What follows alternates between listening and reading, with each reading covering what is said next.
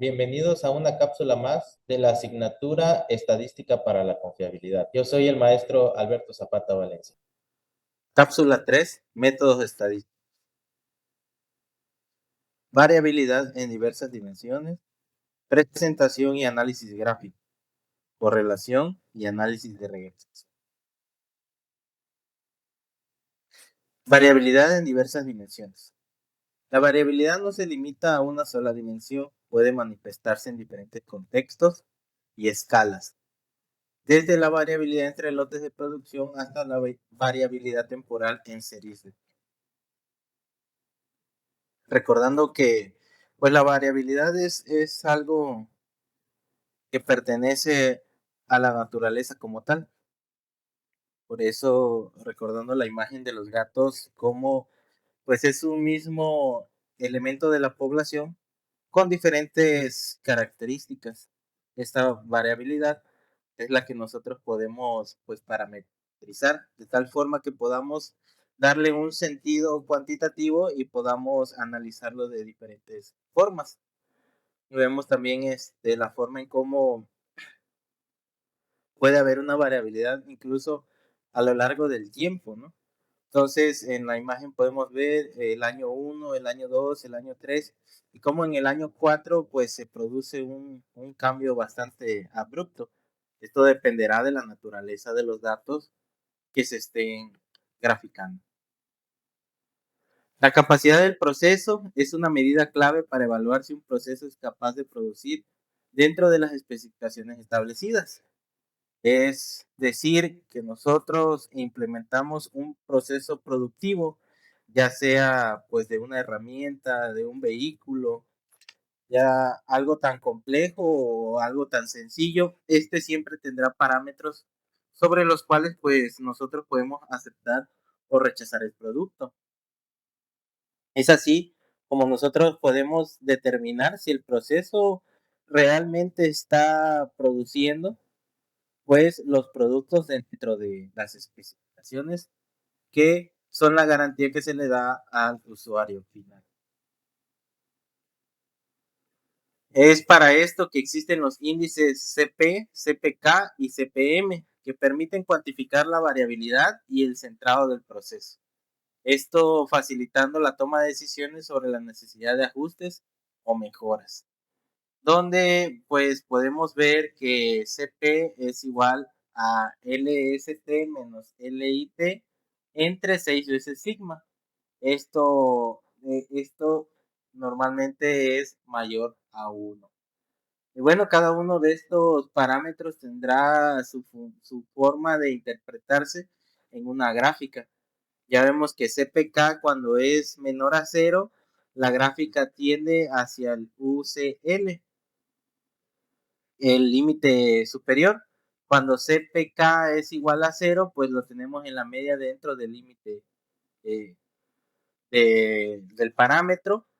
Cuando CPK se ubica entre 0 y 1, cuando CPK es igual a 1, lo tenemos completamente centrado entre los límites. Y cuando CPK es mayor a 1, quiere decir que está centrado y que la dispersión es menor a la esperada dentro de los límites. Entonces es así como nosotros podemos entender que pues este índice nos va a dar una completa, pues una información bastante efectiva para pues de primera mano tener una comprensión del proceso que se está evaluando. En series de tiempo, la variabilidad puede descomponerse en componentes de tendencia, estacionalidad y ruido, permitiendo un análisis más detallado de los patrones y la predicción de futuros comportamientos. Vemos aquí en componentes de las series de tiempo, la primera gráfica, la demanda versus el tiempo, nos da lo que es la tendencia. Aquí ocurre un movimiento aleatorio debido a que primero hay una caída y luego hay una subida abrupta que no corresponde a un movimiento lineal. En la segunda gráfica podemos ver la demanda versus el tiempo, es decir, los ciclos. Y también podemos ver que en la parte central también hay un cambio en la gráfica, lo cual pues corresponde al movimiento aleatorio del que menciona la primera gráfica. La tercera, la inferior, nuevamente es la demanda versus el tiempo, y ¿qué significa? Que nos está dando un patrón estacional. Es decir, a inicios del periodo de tiempo analizado hay una subida en la demanda, luego hay una estacionalidad y posteriormente en el último periodo de tiempo pues hay otra vez una escalada. Esto lo podemos interpretar como pues las ventas, ¿no? De productos que únicamente se venden en ciertas temporadas y que lo que resta del año pues se mantienen a la baja. Y bueno, también tenemos lo que es la tendencia con patrón estacional, que esta podemos ver pues es la demanda contra el tiempo y es una combinación básicamente que tiene un consumo que se incrementa en un periodo de tiempo y que a lo largo del tiempo sigue incrementando de manera gradual, prácticamente en una consecuencia del consumo o la demanda del producto gracias al usuario final. La variabilidad también puede analizarse en múltiples dimensiones mediante el uso de variables aleatorias multivariadas, modelos de regresión múltiple y análisis de correlación, que permiten estudiar la relación y la variación conjunta de varias variables. Tenemos la normal bivariante, que son distribuciones condicionadas. Vemos que hay una recta de color verde, es la recta de regresión de Y sobre X, y también vemos las distribuciones que hay en cada uno de estos periodos, y cada una de estas distribuciones está relacionada a la recta de regresión de Y sobre X. Es con esto que podemos pues relacionar dos variables o múltiples variables en la forma en cómo pues ellas están relacionadas y qué implica una sobre la otra. En un resumen, pues es la presentación y análisis gráfico, ya que lo veíamos en las en las cápsulas pasadas. El histograma, que es para variables cuantitativas, y su uso principal pues es la distribución de frecuencias, el diagrama de caja, que su uso principal es la identificación de valores atípicos y dispersión, y el diagrama de dispersión, que el uso principal es la relación entre dos variables. Los histogramas permiten visualizar la distribución de los datos, identificar la simetría, la presencia de sesgos, la multimodalidad y los valores atípicos. La elección del número de intervalos o bins es crucial y puede realizarse mediante reglas como la de Friedman, Diaconis, Sturges o Rice, dependiendo del tamaño y la variabilidad de los datos. Diagramas de caja resumen la tendencia central, la mediana, la dispersión, el rango intercualítico y los valores atípicos. Son especialmente útiles para comparar múltiples grupos o detectar anomalías en los datos. Diagramas de dispersión permiten analizar la relación entre dos variables cuantitativas, identificar patrones lineales o no lineales y detectar la presencia de correlación o agrupamientos. Esta es una de las herramientas más utilizadas a lo largo del estudio de la estadística. Vamos a utilizar mucho este tipo de conjunto de datos gráficos. Correlación y análisis de regresión. El análisis de correlación y la regresión son herramientas estadísticas fundamentales para estudiar la relación entre variables y realizar predicciones.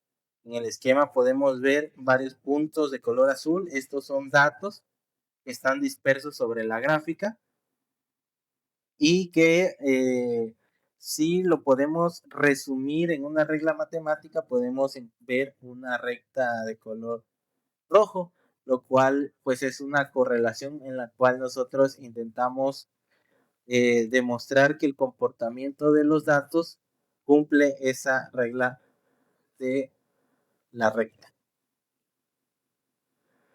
La correlación mide la fuerza y dirección de la relación entre dos variables. Aquí vemos una correlación negativa perfecta en la cual los puntos sí se alinean a la línea recta de la que hablábamos anteriormente. Y aquí R es igual a menos 1.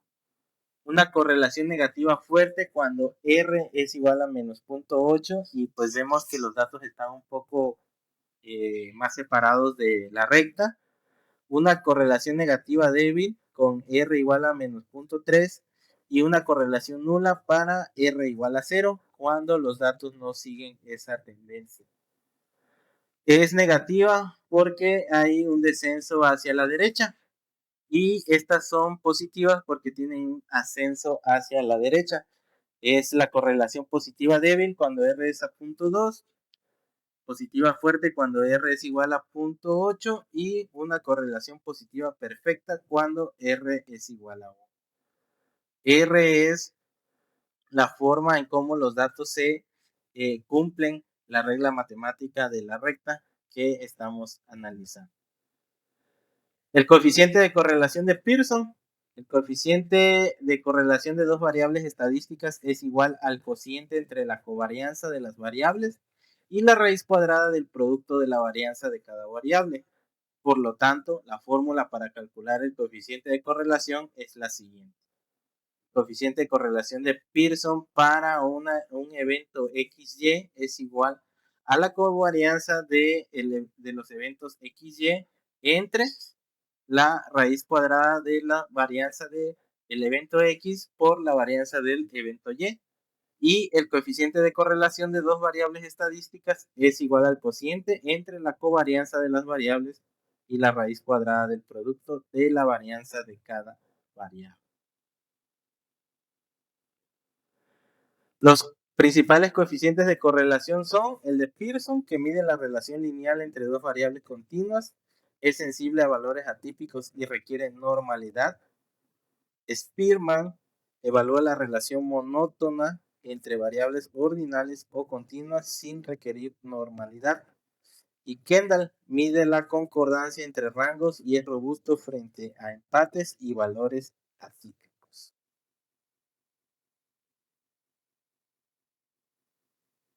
La interpretación del coeficiente de correlación varía entre -1, ya veíamos que es la correlación negativa perfecta, 0, que significa sin correlación, y 1, que es la correlación positiva perfecta. Es importante recordar que la correlación no implica causalidad. Regresión lineal simple. La regresión lineal simple modela la relación entre una variable dependiente Y y una independiente X mediante una ecuación de la forma Y es igual a beta 0 más beta 1 por X más epsilon, donde beta 0 es el intercepto, B1 la pendiente y epsilon el error aleatorio. Los parámetros se estiman mediante el método de mínimos cuadrados, minimizando la suma de los residuos al cuadrado. Es esta la regla de la recta que buscamos identificar si nuestros datos la cumplen o no para una regresión lineal. La interpretación de los coeficientes es directa. Beta 1 representa el cambio promedio en Y por cada unidad adicional en X. El coeficiente de determinación R cuadrada indica la proporción de la variabilidad de Y explicada por X. El resultado del coeficiente de determinación varía entre 0 y 1. Cuanto más cerca esté de 1, mejor se ajusta el modelo a la variable. Si está cerca de 0, el modelo es menos ajustado y menos fiable. Por lo tanto, R cuadrada va a ser igual a la sumatoria de todos los t, empezando con t igual a 1 de y barra de t menos y barra al cuadrado, entre todos los t, empezando con t igual a 1, la sumatoria de todos los t, de yt menos y barra al cuadrado. Es con esto que la resultante nos dirá, pues, cuál es el valor del coeficiente de determinación. La regresión lineal múltiple. La regresión múltiple extiende el modelo a varias variables independientes. Ahora la ecuación cambia a y, va a ser igual a beta 0 más beta 1 por x1 más beta 2 por x2 más así sucesivamente hasta beta k por xk más epsilon, que cada uno de estos subíndices pues es un evento diferente. Permite analizar el efecto conjunto de varios factores sobre la variable dependiente y es fundamental verificar la ausencia de multicolinealidad, es decir, que existe una alta correlación entre predictores, que puede detectarse mediante el factor de inflación de la varianza B y E. Diagnóstico y validación. El diagnóstico del modelo incluye la verificación de los supuestos de linealidad, normalidad de los residuos, homocedasticidad e independencia. Se utilizan gráficos de residuos, pruebas estadísticas y análisis de influencia para identificar posibles problemas y mejorar el ajuste del modelo. Vemos en las gráficas de residuos por rigidez, el gráfica de probabilidad normal, contra los ajustes, el histograma y la variable versus el orden, que el orden de observaciones, con lo cual nosotros pues podemos validar el modelo. La interpretación de resultados pues estadísticos se apoya en métricas como el p-value, los intervalos de confianza y el tamaño del efecto. Un p-value bajo indica que el resultado es estadísticamente significativo, pero es importante considerar también la relevancia práctica y el contexto del problema. Valor P o p-value indica la probabilidad de observar los datos o más extremos de la gráfica si la hipótesis nula fuera cierta, es decir, que no hay efecto. Un p-value de 0.05 sugiere significancia estadística, pero no informa la magnitud del evento. Intervalos de confianza proporcionan un rango de valores donde probablemente se encuentra el verdadero efecto en la población. Ejemplo, un intervalo de confianza del 95% es lo normalmente utilizado. Un intervalo de confianza estrecho indica mayor precisión, mientras que uno amplio denota más incertidumbre. El tamaño del efecto, effect size, cuantifica la fuerza o magnitud de una relación o diferencia, siendo independiente del tamaño de la muestra y reflejando la importancia práctica o clínica. Ejemplo, un aumento del 2% al 8% en una característica para conocer el tamaño del efecto. Como ejemplo práctico, en una fábrica de tornillos se mide el diámetro de 5 muestras cada hora. Si la medida de una muestra cae fuera de los límites de control, recordemos la media más o menos 3 veces la desviación estándar, el proceso puede estar fuera de control. Por ejemplo, con una media de 10 milímetros y una desviación estándar de 0.2 milímetros, los límites son 10 más menos 0.6 milímetros. Si una muestra presenta una media de 10.7 milímetros, se debe investigar la causa y tomar acciones correctivas, ya que están fuera del límite de control. Capacidad del proceso. Supongamos que se fabrican fertilizantes con un peso especificado de 50 kilos. El límite inferior es de 49, superior de 51. Si la media de una muestra es 49.76 kilos y la desviación estándar es de 0.51, el índice CP se calcula como sigue. CP va a ser igual a los límites menos 51 menos 49 entre 6 por 0.51, que es la desviación. Esto va a ser a 0.65. Este valor indica que el proceso no es capaz de cumplir con las especificaciones y requiere ajustes para reducir la variabilidad y centrar la media.